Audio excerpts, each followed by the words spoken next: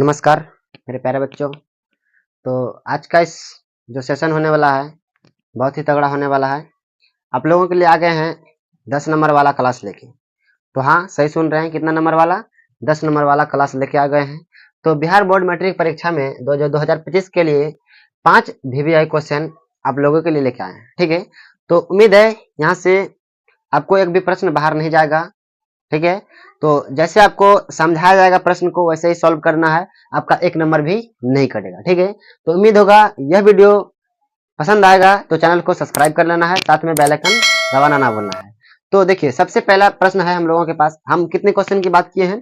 5 प्रश्न की, जो कि आप लोगों को 3 क्वेश्चन दिख रहा होगा। ठीक है, जगह कम होने के कारण मेरे प्यारे बच्चों तो 2 क्वेश्चन को बाद में डील करेंगे, लेकिन 3 क्वेश्चन को लगातार सॉल्व कर लेंगे। ठीक है, तो देखिए पहला प्रश्न जो है, शून्यक का योगफल क्या कर रहा है? शून्यक का योगफल 1/4, शून्यक का योगफल 1/4 तथा गुणनफल -1 है। शून्यक का योगफल 1/4 तथा गुणनफल कितना है? -1 है। तो द्विघात बहुपद ज्ञात कीजिए। ठीक है, द्विघात बहुपद ज्ञात कीजिए। तो द्विघात बहुपद ज्ञात करना बहुत ही आसान होता है। सबसे पहले फार्मूला याद रखना पड़ता है। द्विघात बहुपद का फार्मूला क्या होता है? यदि आपको फार्मूला याद नहीं है तो उसका हमने ट्रिक बताया है, जाके आप देख लीजिए मेरा फार्मूला वाला वीडियो।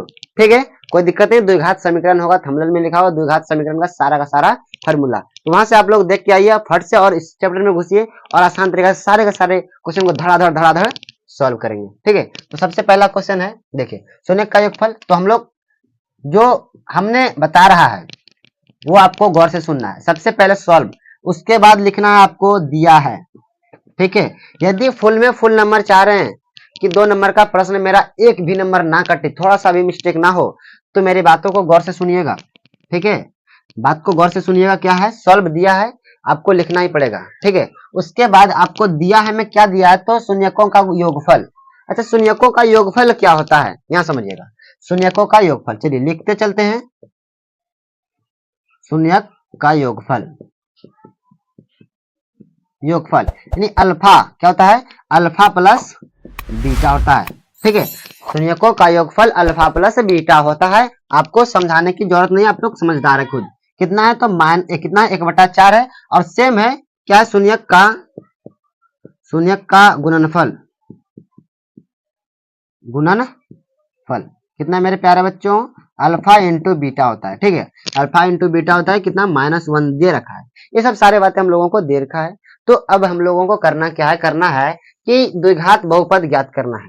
तो द्विघात बहुपद का फॉर्मूला होता है, लिखना है। अब देखिए, आपको एकदम सटीक बता रहे हैं बच्चों कि ताकि आपका एग्जाम में नंबर ना कटे।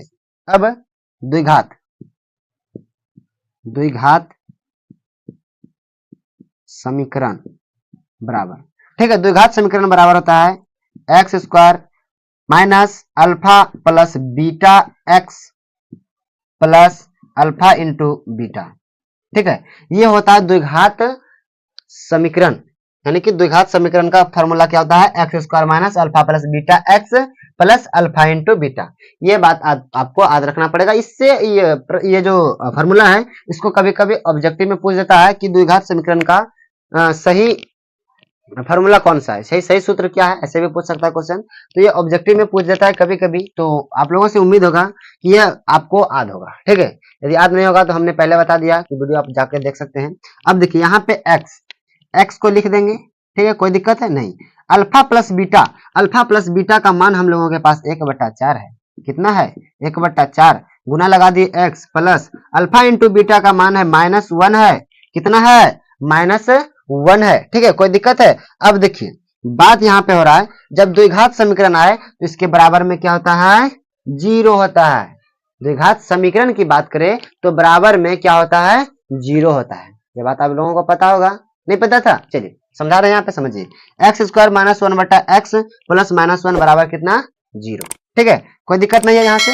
उसके बाद देखिए इसको कर लेंगे x² माइनस 1/4x और यह हो जाएगा प्लस गुना माइनस बराबर कितना? 0। कोई दिक्कत है? नहीं ना। अब आगे बढ़ेंगे, इसको इंप्लाइज देते जाइए। हाँ, इंप्लाइज देना जरूरी होता है, क्योंकि जब यहाँ दोनों जगह बराबर हो तो शुरू में क्या देना पड़ता है? इंप्लाइज, एरो का चिन्ह देता है, या तो और दे सकते हैं। ठीक है, कोई दिक्कत नहीं। मिस्टेक एक भी जगह नहीं करना है ताकि हम लोगों को नंबर काट के भुगतना पड़े। ठीक है। अब देखिए, अब यहाँ पे हम लोग एलसीएम लगा सकते हैं। ठीक है, क्या कर सकते हैं, एलसीएम ले सकते हैं 4 को। चलिए सबसे पहले 4 का एलसीएम ले लिए। ठीक है, 4 एलसीएम लिए तो इससे भाग देंगे तो ये हो जाएगा 4x² और यहाँ पे हो जाएगा -x और फिर क्या हो जाएगा -4 और बराबर क्या 0। कोई दिक्कत है यहाँ से, कोई दिक्कत नहीं है। अब देखिए, अब क्या करना है, इसको कोना कोनी गुना, ऐसा ऐसे गुना आप तो बनाए होंगे क्लास 7, 8, 9 में बनाए होंगे। तो यहाँ पे देखिए कोना कोनी गुना करेंगे तो ये तो 0 हो जाएगा, यानी 4x² -x -4 बराबर 0 गुना 4। इसको सॉल्व करते रहेंगे तो 4x² -x -4 बराबर कितना 0। ये हो गया हमारा, ठीक है, द्विघात समीकरण में। ठीक है, कोई दिक्कत है, ये हमारा द्विघात समीकरण है। तो कैसे लगा, समझ में आया। सबसे पहले सॉल्व दिया है, शून्यकों का योगफल अल्फा प्लस बीटा होता है, जो था उन्होंने लिख लिया हमने। शून्यकों का गुणनफल दे रखा था, क्या देखा हम, -1 दे रखा था। अब द्विघात समीकरण बराबर फार्मूला, देखिए द्विघात समीकरण बराबर फार्मूला ये लिख दिए हैं, कोई दिक्कत नहीं, याद कर लीजिएगा। ठीक है, लेकिन एग्जाम में आपको एकदम इसी प्रकार से सेम प्रोसेस है, सेम प्रकार से आप लोगों को बना के आना। ठीक है, अब देखिए, अब हम लोग का 1 नंबर प्रश्न हो गया। हम 5 प्रश्न बताएंगे जो कि एग्जाम में आएगा। कितना एग्जाम में आएगा, कितना नंबर में, 5 प्रश्न बताएंगे। वो एक प्रश्न होगा 2 नंबर का, एक प्रश्न कितने नंबर का, 2 नंबर का होगा, यानी 5 प्रश्न बताएंगे तो 10 नंबर का होगा। ठीक है, तो हम लोग अब पहला प्रश्न बना लिए, दूसरा प्रश्न बनाते हैं। ठीक है, अब देखिए 2 नंबर प्रश्न को सॉल्व करना है। तो 2 नंबर प्रश्न कह रहा है कि 140 को अभाज्य गुणनखंडों के गुणनफल के रूप में लिखें। अभाज्य गुणनखंड कर देंगे, उसके गुणनफल यानी कि गुना में हम लोगों को लिखना है। ठीक है, 140। तो हम लोग सबसे पहले सॉल्व, इस चीज को छोड़ना ही नहीं मेरे प्यारे बच्चों। ठीक है, इस चीज को छोड़ देंगे तो फिर गड़बड़ है। क्या है, गड़बड़ है। तो गड़बड़ है तो उसको हम लोग सुधार लेते हैं। दिया है, ठीक है, क्या दिया है, 140 का क्या करना है बच्चों, अभाज्य गुणनखंड, उसका क्या करना है, गुणनफल के रूप में लिखना है। ठीक है, अब देखिए 140 का अभाज्य गुणनखंड निकालेंगे, इसको 2 से करेंगे तो ये 70 होगा। ठीक है, फिर 2 से करेंगे तो फिर ये कितना होगा बच्चों, 35 होगा। ठीक है, इसको फिर कितना से करेंगे तो ये 5 से करेंगे, कितना से करेंगे तो 7 बार में। ये हो गया, यानी अब इसको हम लोग लिख सकते हैं, कैसे लिख सकते हैं कि 140 को, 140 का अभाज्य गुणनखंड 2 गुना 2 गुना 5 गुना 7, ये हो गया अभाज्य गुणनखंड। ठीक, ये हमने ट्राई किया इधर देख के कि मेरा सही है कि नहीं है। तो यहाँ पे हो गया 140 का अभाज्य गुणनखंड 2 गुना 2 गुना 2 गुना 7। तो ये हमारा गुणनफल यानी कि गुणनखंड में टूट गया, अभाज्य गुणनखंड ये टूट गया। लेकिन अब कह रहा है कि गुणनफल के रूप में व्यक्त करना है, गुणनफल के व्यक्त में। अब देखिए 2 गो है, इसमें 2 हो जाएगा गुना 5 गुना 7, ये हमारा करेक्ट आंसर हो जाएगा। ठीक है, कितना, ये हमारा अभाज्य गुणनखंडों के गुणनफल में आ गया। ठीक है, इसी प्रकार से बना देना है, सारे के सारे चीज को छाप लीजिए जल्दी से। बहुत ही इंपॉर्टेंट प्रश्न था आप लोगों के लिए, आपके एग्जाम के लिए बहुत ही लाभदायक है। तो अब हम लोग 3 नंबर प्रश्न बनाएंगे। देखिए 3 नंबर प्रश्न जो है कि बहुत ही शानदार, ये 100% है, 100% आएगा तो आएगा। ठीक है, कितना परसेंट, 100%। 3 नंबर प्रश्न सॉल्व करेंगे। देखिए 3 नंबर प्रश्न है कि सिद्ध कीजिए कि √3 एक अपरिमेय संख्या है। ठीक है, ये प्रश्न आएगा 100% आएगा, कितना परसेंट, 100%। चलिए समझना है बात को कि √3 एक अपरिमेय संख्या है। ठीक है, यहाँ पे आप लोगों को मिल सकता है बच्चों कि √5, √7, √11, ये सब सारे प्रश्न बन सकते हैं। ठीक है, हम ये नहीं कहेंगे कि √3 ही आ सकता है, लेकिन ऐसे प्रश्न जो है, इसी प्रकार का प्रश्न एग्जाम में आएगा। 1-2 नंबर में ये 110% आएगा। आपको जो ये बताया जा रहा है, ये सारे के सारे 5 जो वीडियो 5 गो क्वेश्चन बताया जा रहा है, ये 5 क्वेश्चन आपके एग्जाम में आएगा। हाँ, हम ये नहीं बोलेंगे जो क्वेश्चन बता रहे हैं वही क्वेश्चन आएगा, लेकिन हाँ इसी के आधार पे सारा का सारा आपका क्वेश्चन 2 नंबर वाला रहेगा। ठीक है, तो हम लोग इस क्वेश्चन को सॉल्व करेंगे। क्या करेंगे, सॉल्व करेंगे। करना क्या है, इसको क्या लिखा है कि सिद्ध कीजिए कि √3 एक अपरिमेय संख्या। ठीक है, सबसे पहले इसमें लिखेंगे सॉल्व, सॉल्व लिखेंगे माना कि, देखिए इसको बनाने का आसान तरीका, माना कि √3 एक परिमेय संख्या है। अब आप लोग बोलेगा सर कि यहाँ पे बोला है √3 एक अपरिमेय संख्या है, लेकिन हम क्या लिखे हैं, √3 एक परिमेय संख्या। तो बाबू हम मान रहे हैं, क्या कर रहे हैं कि मान रहे हैं कि √3 एक क्या है, परिमेय संख्या। अपोजिट मानना पड़ता है इसमें, जब अपरिमेय दिया है तो परिमेय हम लोगों को मानना पड़ेगा। ठीक है, पहला स्टेप ये लिखना है कि माना कि √3 एक परिमेय संख्या, इसका अपोजिट लिख देना है। ठीक है, कोई दिक्कत नहीं। आगे लिखना है कि अतः अतः रूट 3 बराबर P by Q. P by Q परिमेय संख्या जो होता है वो पी बटा क्यू के रूप में होता है, ये तो आप लोगों को पता होगा, पता है ना। चलिए तो पी बाई क्यू। अब लिखेंगे जहां, क्या लिखेंगे, जहां पी कोमा क्यू एक पूर्णांक संख्या हो, एक पूर्णांक संख्या हो, ठीक है, हो एवं क्यू नॉट इक्वल टू 0 हो, यानी क्यू बराबर क्या होना चाहिए, 0 नहीं होना चाहिए, 0 नहीं होना चाहिए। उसके बाद लिखना है, उसके बाद नहीं हो, उसके बाद लिखना है कि तथा P एवं Q में कोई, ठीक है, कोई भाज्य गुणनखंड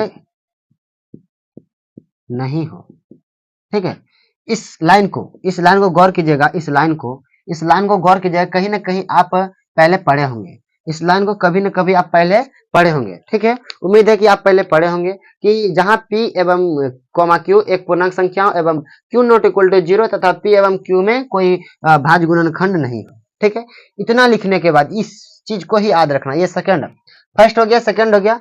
अब थर्ड में क्या करना है कि लिखना है, ठीक है, लिखना है कि फिर से लिखना अतः, ठीक है, फिर से लिखना अतः रूट 3 बराबर पी बाई क्यू। इसको लिख सकते हैं कि P बराबर रूट 3 क्यू, ठीक है, P बराबर रूट 3 क्यू। उसके नीचे लिखना है कि P एक परिमेय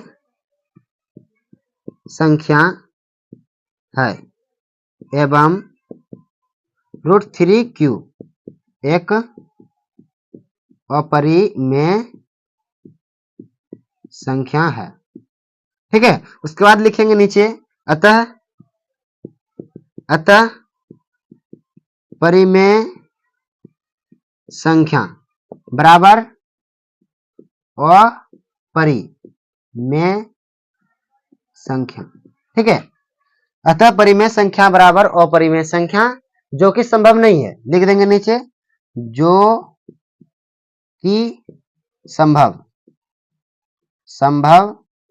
नहीं है, ठीक है, जो कि संभव नहीं है। तो हम लोग क्या कर सकते हैं, अब लिखेंगे, अब लिखना यहाँ पे बच्चों, इसके नीचे, जस्ट नीचे लिखना अतः क्या है, माना गया कथन गलत है। तो क्या है, माना गया कथन क्या है, गलत है। तो यहाँ पे लिख देंगे कि रूट 3 एक अपरिमेय संख्या है, ठीक है। इस प्रकार से हम लोग 3 नंबर क्वेश्चन को सॉल्व कर लिए हैं। देखिए दिक्कत ये नहीं है कि क्वेश्चन कैसा है, दिक्कत ये है कि क्वेश्चन को समझना पड़ता है, ठीक है। क्वेश्चन को आप एक बार समझ लेते हैं तो आपको कहीं भी दिक्कत नहीं होगा, ठीक है, कहीं भी दिक्कत नहीं होगा।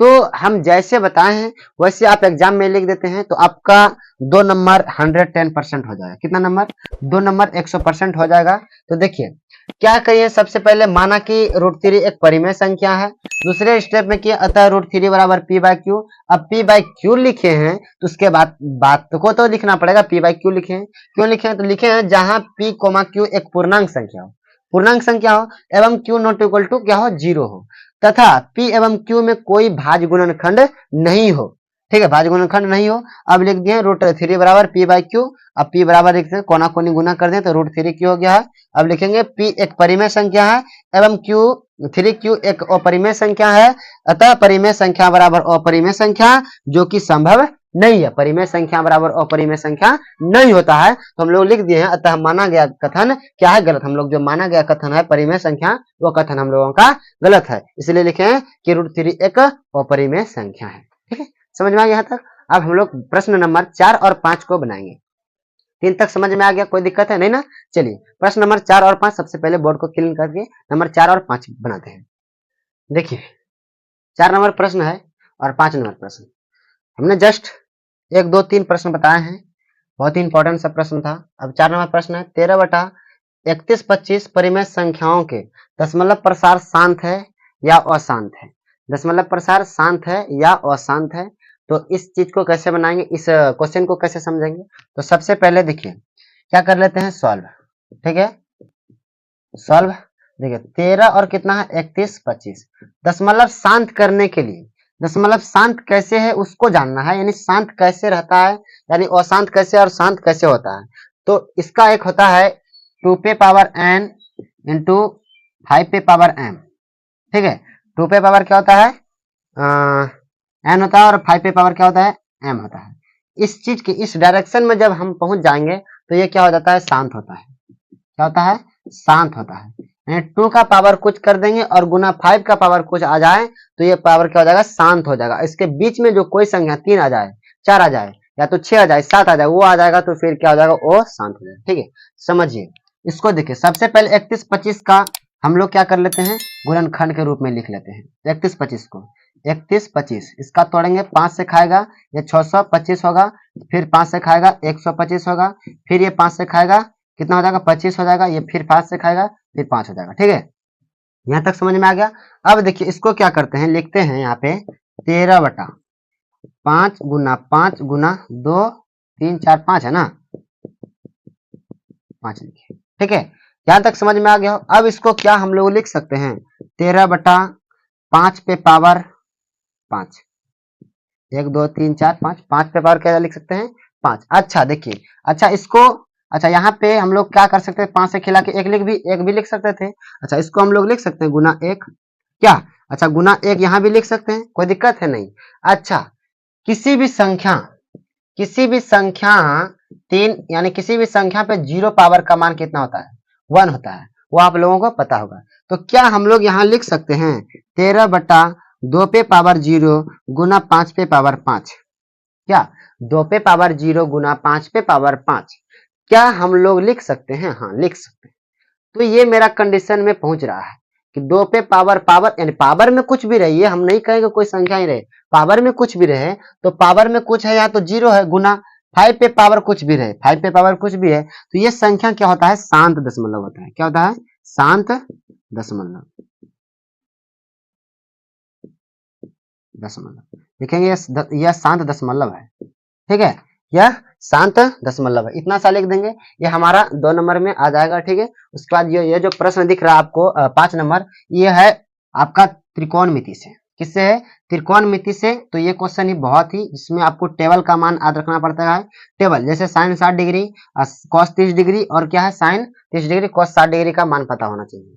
ठीक है, तो सारे के सारे मान आपको मिल जाएगा फार्मूला वाला वीडियो में। मेरा एक फार्मूला वाला वीडियो बन गया है जो कि त्रिकोणमिति के, इसके त्रिकोणमिति के जितने भी फार्मूले, सभी फार्मूले एक ही वीडियो में है। ठीक है, सारे के सारे वीडियो वहां पे, सारे के सारे फार्मूला वहां पे मिल जाएंगे, और वहां ट्रिक भी बताया गया है याद करने का। ठीक है, देखिए अब यहाँ पे साइन 60 डिग्री, साइन 60 डिग्री का मान कितना होता है, सबसे पहले सॉल्व, इस चीज को भूलना नहीं है। दिया है, क्या करना है, मान निकालना है। दिया है, क्या दिया है, दिया है कि sine 60 degree into cos 30 degree plus sine 30 degree into cos 60 degree. ठीक है, ये दिया है, इसका मान निकालना। मान कैसे निकालना है, तो साइन 60 डिग्री का मान होता है √3/2। ठीक है, √3/2, इसका होता है cos 30 डिग्री का मान √3/2 होता है, सेम होता है। ठीक है, उसके बाद प्लस क्या होता है कि साइन 30 डिग्री का मान क्या होता है, तो साइन 30 डिग्री का मान 1/2 इंटू कॉस 60 डिग्री का मान क्या होता है, 1/2 होता है। ठीक है, यहाँ पे गुना, कोई दिक्कत है नहीं ना। अब देखिए यहाँ से ऊपर गुना करेंगे तो √3 गुना √3 3 हो जाएगा बटा 4 प्लस 1/4, इसका एलसीएम ले लेंगे 4, ये हो जाएगा 3 प्लस 1 यानी हो जाएगा 4/4, यानी कट के कितना आ जाएगा 1। तो इसका आंसर कितना हो गया 1, तो ये मान निकल गया। ठीक है, यहाँ से हम पांचों का पांचों प्रश्न आप लोगों को सॉल्व करके बता दिए हैं, जो कि एग्जाम से बहुत रिलेटेड होगा। ठीक है, ऐसा ये नहीं बोल रहे हैं कि यही प्रश्न आएगा, हम ये नहीं बोल रहे हैं कि यही प्रश्न आएगा, लेकिन हाँ इस प्रकार का प्रश्न आएगा। ठीक है, इस प्रकार का प्रश्न आएगा, बहुत ही इंपॉर्टेंट सब प्रश्न है, बहुत ही, जो कि एग्जाम की दृष्टि से है। आपको क्वेश्चन बैंक में मिल जाएगा, मॉडल पेपर में मिल जाएगा, या आप कहीं भी पढ़े होंगे वहां भी आप लोगों को ऐसे प्रश्न देखने के लिए मिल जाएगा। ठीक है, तो उम्मीद है यह वीडियो सबसे बेटर है और आप लोगों के लिए बहुत ही फायदेमंद है। तो चैनल को सब्सक्राइब कर लीजिएगा, साथ में बेल आइकन दबा दीजिएगा। ठीक है, मिलते हैं अगले वीडियो में। जय हिंद, जय भारत।